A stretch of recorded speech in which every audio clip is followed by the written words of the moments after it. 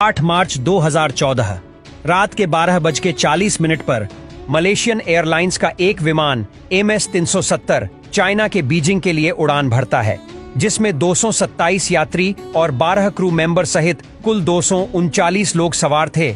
इस प्लेन की कमान 53 वर्षीय अनुभवी पायलट जहरी अहमद शाह के हाथ में थी, जो कुआलालंपुर ATC को गुड नाइट बोलते हैं। लेकिन फ्लाइट में मौजूद लोगों से लेकर ATC तक कोई भी ये नहीं जानता था कि ये गुड नाइट नहीं, बल्कि उन सभी पैसेंजर्स की जिंदगी की वो आखिरी नाइट है, जिसके बाद सभी 239 लोग हमेशा के लिए अपनों से बिछड़ जाएंगे। इस बात के कुछ ही मिनटों के बाद अचानक कुआलालंपुर ATC से विमान का संपर्क टूट गया और विमान कहीं गायब हो गया। हालांकि ऐसा तो कई बार हुआ था कि किसी फ्लाइट का उसके ATC से संपर्क टूटा हो, लेकिन इतिहास में ऐसा कभी नहीं हुआ था कि कोई विमान पहले तो गायब हुआ हो और फिर कभी मिला भी ना हो। लेकिन ये अनोखी किस्मत MH-370 की थी, जिसके बारे में ATC को तब पता चला जब लगातार 5 घंटों तक ATC ने विमान से संपर्क साधने की कोशिश की, लेकिन वो पूरी तरह से नाकाम रहे। ATC में मौजूद सभी लोग यही सोच रहे थे कि आखिर प्लेन गया कहां। अब धीरे धीरे ये बात पूरी दुनिया में आग की तरह फैल गई। आखिर विमान 239 यात्रियों के साथ लापता कैसे हो गया और आखिर वो गई कहां। अब 24 घंटे बीत चुके हैं, पर प्लेन का कोई अता पता नहीं है। इसलिए अगले ही दिन यानी 9 मार्च को एक सर्च ऑपरेशन की शुरुआत की जाती है, जिसमें कई अन्य देशों ने भी हिस्सा लिया और करीब 64 विमान और 69 समुद्री नावों की मदद से एक विशालकाय दल ने साउथ चाइना सी में खोजना शुरू कर दिया, क्योंकि सभी को उम्मीद थी कि हो ना हो MH-370 कहीं ना कहीं समुद्र में ही समा गया होगा।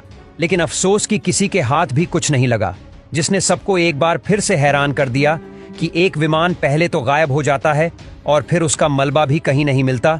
आखिरकार एक मल्टीनेशन सर्च ऑपरेशन भी MH-370 को ढूंढने में नाकाम साबित हुआ, जिसका सबसे ज्यादा दबाव उन लोगों पर आता है जिस पर हादसे की जवाबदारी टिकी हुई थी, क्योंकि सैकड़ों परिवार अब भी इस बात से अनजान ही थे कि उनके अपनों के साथ क्या हुआ है। इसलिए अब इसका केवल एक ही तरीका था, और वो था केवल जांच में एक्सपर्ट्स के हाथ कई अहम सुराग भी लगे, जो कहीं ना कहीं विमान की गुत्थी को सुलझा सकते थे।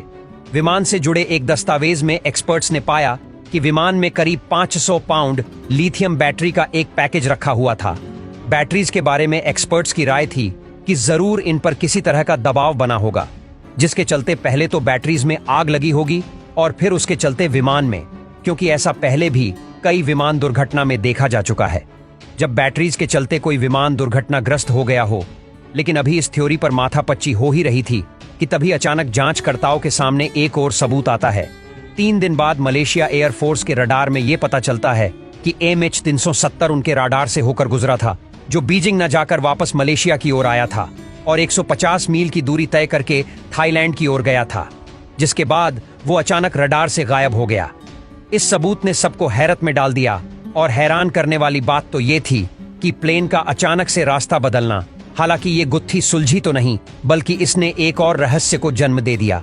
अब जांचकर्ताओं को लगने लगा था कि एक अनुभवी पायलट विमान का रास्ता खासकर बिना ATC के परमिशन दे तभी बदल सकता है जब उस पर किसी तरह का कोई दबाव हो, जिसका सीधा सा मतलब था कि कहीं प्लेन को हाईजैक तो नहीं कर लिया गया था, और अगर ऐसा हुआ था तो संभव था कि प्लेन ATC के संपर्क से बाहर हो जाए। इसलिए हाईजैक होते ही सबसे पहले प्लेन का ट्रांसपॉन्डर बंद कर दिया गया था, क्योंकि ट्रांसपॉन्डर विमान में लगा वो उपकरण होता है जो हजारों फीट की ऊंचाई पर रहते हुए भी विमान को ATC की नजर में बनाए रखता है। रफ्तार से लेकर ऊंचाई की भी ट्रांसपॉन्डर के द्वारा विमान की सभी गतिविधियों पता चलता रहता है। ऐसे में इसका बंद हो जाना मतलब विमान का ATC से पूरी तरह संपर्क का खत्म हो जाना था, जो कि हुआ भी था।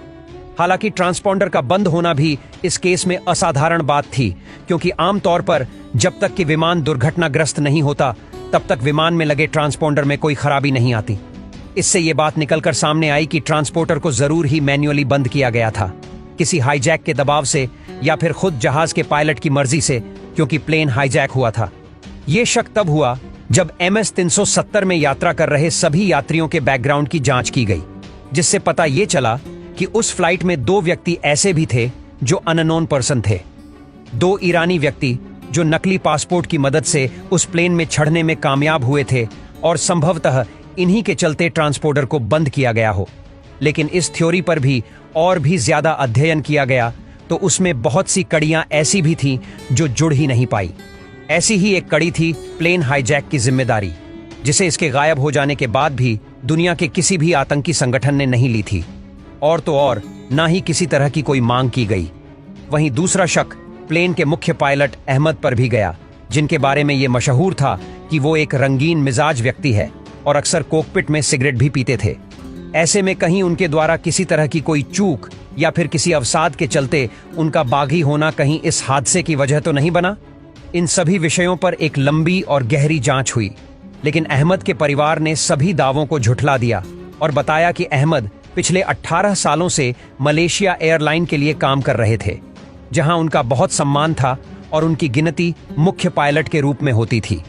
तो अब ऐसे में एक बार फिर वही सवाल आकर खड़ा हो गया कि आखिर ऐसा क्या हुआ? वो कौन था जिसने 239 लोगों वाले एक विमान को बीच हवा से ही गायब कर दिया? हालांकि इस घटना के 3 हफ्तों के बाद जांचकर्ताओं के हाथ फिर से एक क्लू लगा, जिसके बाद सभी को लगने लगा था कि शायद अब एक गुत्थी जरूर सुलझ जाएगी। जब यह पता चला कि फ्लाइट में मौजूद ट्रांसपॉन्डर, जो उस रात अचानक से बंद हो गया था, उसके कुछ सिग्नल अंतरिक्ष में मौजूद एक सैटेलाइट ने भी पकड़े थे, जिसे जांच करने पर पता चला कि MH370, जो गुड नाइट कहते ही गायब हो गया था, अलविदा कहने के बाद भी उस विमान ने तकरीबन 5 घंटों तक उड़ान भरी थी। लेकिन वो ना तो कभी बीजिंग पहुंचाओ, ना ही उस रास्ते के बाद मलेशिया के इर्द गिर्द पाया गया। तो जो क्लू इस गुत्थी को सुलझाने वाला था, उसने इस केस को और भी उलझा कर रख दिया। विमान 5 घंटों तक उड़ता भी रहा, लेकिन फिर भी ये कहीं लैंड क्यों नहीं कर पाया? और अगर ये दुर्घटनाग्रस्त हुआ था, तो इसकी जानकारी अब तक दुनिया के किसी भी कोने से क्यों नहीं आई? हालांकि जांचकर्ताओं ने क्लू को फिर भी हल्के में नहीं लिया और सैटेलाइट द्वारा बताए गए सिग्नल के आधार पर एक गहन जांच भी शुरू कर दी। लेकिन कई दिनों की कड़ी मेहनत का नतीजा भी आखिरकार शून्य ही निकला। लेकिन इस क्लू का यह फायदा जरूर हुआ कि अभी तक जिस हादसे का केंद्र साउथ चाइना सी को माना जा रहा था, इस जांच के बाद वो केंद्र इंडियन ओशन बन गया, क्योंकि सैटेलाइट के अनुसार विमान वापस मलेशिया की ओर आया था और फिर मलेशिया को पार करके इंडियन ओशन की तरफ गया था। इसके बाद लगातार 3 वर्षों तक इंडियन ओशन और आसपास जहाज को ढूंढने के कई प्रयास किए गए, जिसमें कई बार यह दावा भी किया गया कि उन्हें विमान के कुछ ऐसे टुकड़े मिले हैं जो MH370 के हो सकते हैं। लेकिन मलबे में मिले जहाजों के वो टुकड़े ना तो कभी MH370 से मेल और ना ही कभी हादसे की गुत्थी को सुलझा पाई। और इस तरह से 3 साल में कई करोड़ों रुपए इस रहस्यमयी जहाज को ढूंढने में खर्च कर दिए गए, जिसमें 26 देशों के हजारों लोग और उनके संसाधन भी इस्तेमाल में लाए गए। लेकिन फिर भी ये विमान किसी के भी हाथ नहीं लगा, जिसके बाद आखिरकार ना चाहते हुए भी औपचारिक रूप से इस खोज को जनवरी 2017 में ये कहते हुए बंद कर दिया गया कि MH370 को ढूंढ पाना अब नामुमकिन है। उस विमान और विमान में बैठे हुए सभी 239 लोगों के साथ जो हुआ, उसका हमें खेद है। लेकिन उसके साथ असल में क्या हुआ? वो मर चुके हैं या आज भी जिंदा है? ये बात उस प्लेन के साथ चली गई